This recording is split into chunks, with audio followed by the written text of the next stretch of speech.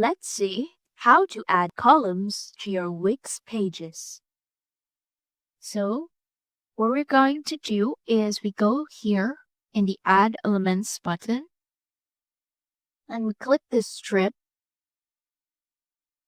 You can choose any strips you like. For example, this one. Then, to add columns, just go to this button, Layout. And here you can add column. When it's added, you can manage columns right here and add some more columns. You can duplicate some columns, or you can also delete columns like this.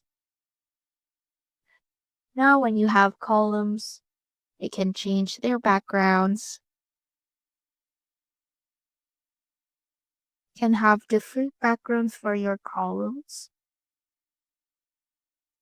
You can put anything you want in your column.